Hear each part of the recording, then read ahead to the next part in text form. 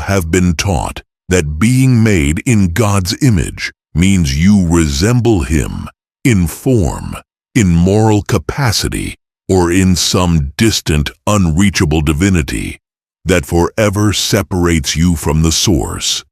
You have been told to worship from afar, to confess your unworthiness, to bow before an external authority that mediates between you and the sacred. But what if everything you learned about being created in the image of God was a carefully constructed distortion, a replacement doctrine designed to keep you from discovering the most liberating truth Jesus ever spoke?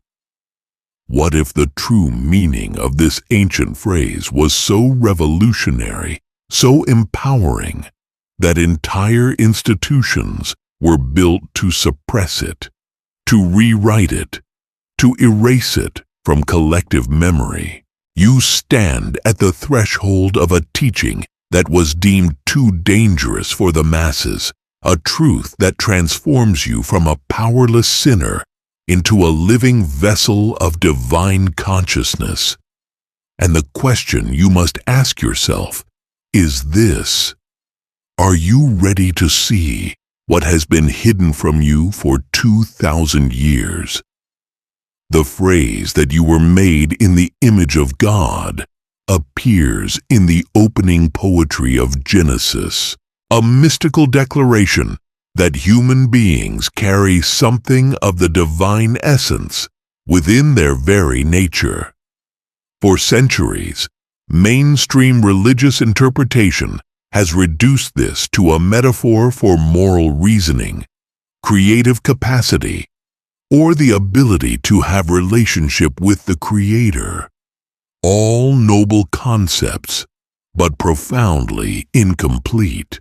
The institutional church, as it solidified its power in the early centuries after Christ, needed a population that looked upward for salvation, that depended on priests and sacraments and doctrines for access to the divine. A teaching that placed God's image directly within each person, accessible without intermediary, threatened the entire hierarchical structure. So the revolutionary gnosis, the inner knowing that Jesus taught, was systematically marginalized, and in its place came a doctrine of separation, of original sin, of human depravity that could only be remedied through external religious participation. But the texts that survived, hidden in jars beneath the Egyptian desert for over 1,500 years, tell a different story entirely. Before we go further into this ancient wisdom, I want to pause and ask you something deeply personal. Have you ever felt that something essential was missing from the religious teachings you received, as though the answers you were given never quite touched the deepest questions burning in your soul? Have you sensed that there is a knowing within you, a light that pulses beneath the surface of your everyday consciousness, but you have been taught to distrust it, to seek validation only from external authorities? If this resonates with you, if you have walked through churches and rituals feeling spiritually hungry despite all the promises, I want you to know that you are not alone, and your instinct is correct. There is something more, and it has been here all along, waiting for you to remember. Take a moment right now and write in the comments, "I am ready to remember the truth within me." Let those words be your declaration, your commitment to this path of inner discovery. When you share this, you create a thread of connection with countless others who are waking up to the same realization, and your voice becomes part of a chorus that cannot be silenced. Your engagement does not just help this content reach more people, it affirms your own readiness to step into a deeper knowing. So go ahead, write that simple phrase in the comments, "I am ready to remember the truth within me," and then return here as we continue to unveil what was hidden. The discovery of the Nag Hammadi Library in 1945 brought to light a collection of texts that had been banned, burned, and declared heretical by the emerging Orthodox Church. Among these texts, the Gospel of Thomas stands as one of the most profound, a collection of sayings attributed directly to Jesus, preserved by communities who understood his teachings in a radically different way than the institutionalized version that came to dominate. In this gospel, Jesus speaks of the kingdom of God, not as a distant heavenly realm you enter after death, but as a state of consciousness already present within and around you. He declares in saying 3, "The kingdom is inside of you and it is outside of you. When you come to know yourselves, then you will become known, and you will realize that it is you who are the sons of the living Father." Here, knowing yourself is not psychological self-help. It is gnosis, direct experiential recognition of your divine nature. The Gospel of Philip, another text from Nag Hammadi, goes even further, stating that humanity lost the knowledge of its own divinity and that ignorance of the true self is the root of all suffering and bondage. These texts do not describe salvation as something granted by an external deity to those who believe correctly, but as an awakening to what has always been true, that the image of God within you is not a faint resemblance, but the very presence of divine consciousness experiencing itself through your unique form. When Jesus taught that you are made in the image of God, he was pointing to the reality that the divine spark, the same consciousness that animates the cosmos, dwells fully within you. This is not metaphor. This is ontological truth, a description of your actual nature beneath the layers of conditioning, fear, and false identity. The Apocryphon of John, another Nag Hammadi text, describes the creation of humanity by saying that the divine light was breathed into the human form, and this light is nothing less than the essence of the source itself. You are not a creation separate from God, looking back at your Maker. You are an expression of God looking out at the world through human eyes. The image is not something you resemble from a distance. It is the consciousness that you are. This teaching terrified the architects of institutional religion because it dissolved the need for mediation, for hierarchies of spiritual authority, for control over access to the sacred.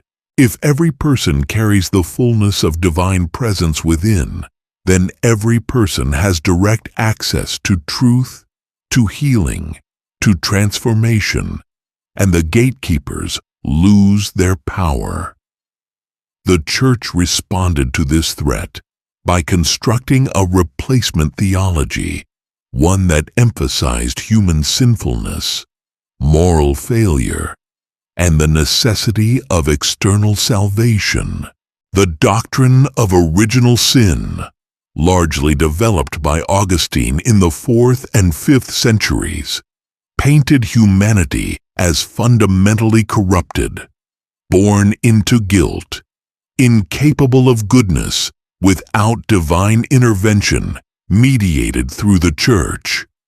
The image of God in this framework became something tarnished, obscured, nearly obliterated by the fall, and only partially restored through baptism, sacraments, and adherence to church teaching.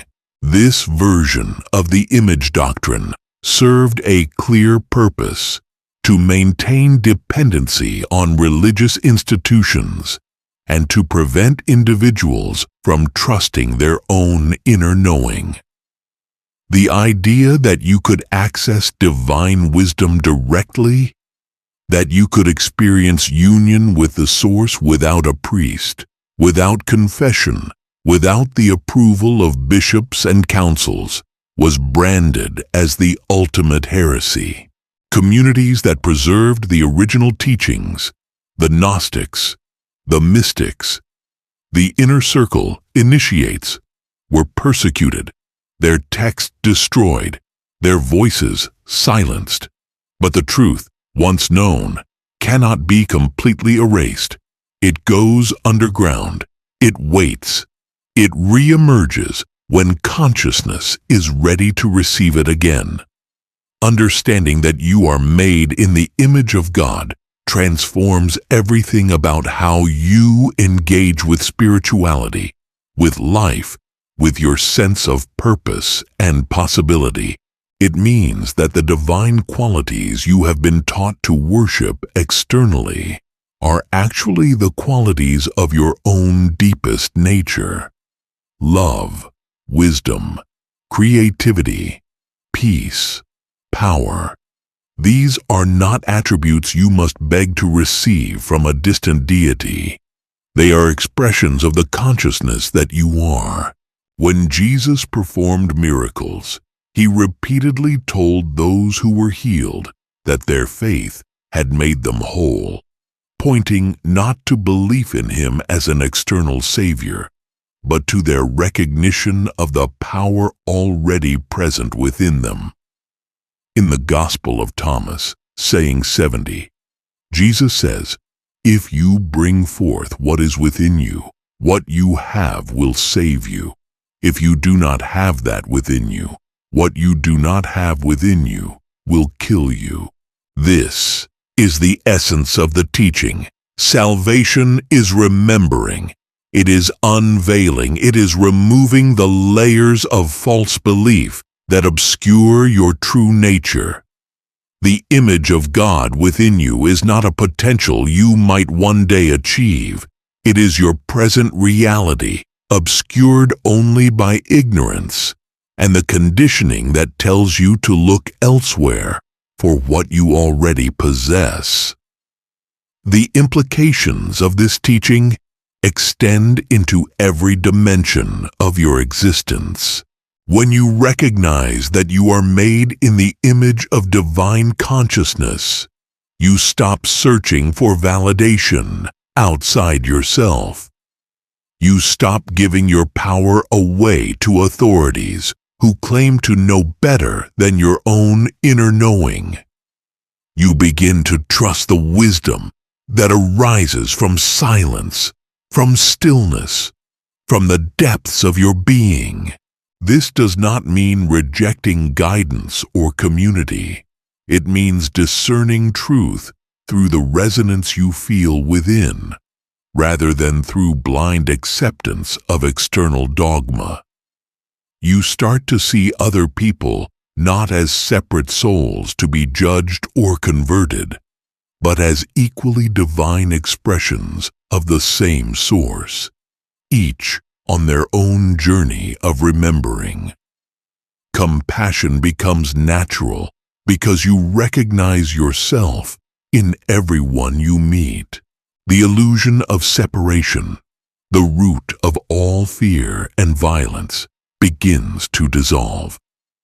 You realize that the kingdom Jesus spoke of is not a place you go after death if you believe the right things. It is the conscious recognition of divine presence here and now, in this moment, in this body, in this life. And this recognition changes how you move through the world. It infuses ordinary actions with sacred meaning. It transforms suffering into opportunities for awakening. It reveals that every experience is an invitation to know yourself more deeply as the image and presence of the living God. So how do you begin to live from this understanding? How do you move from intellectual concept to embodied realization? The practice is simpler than you might imagine, though it requires consistency and sincerity.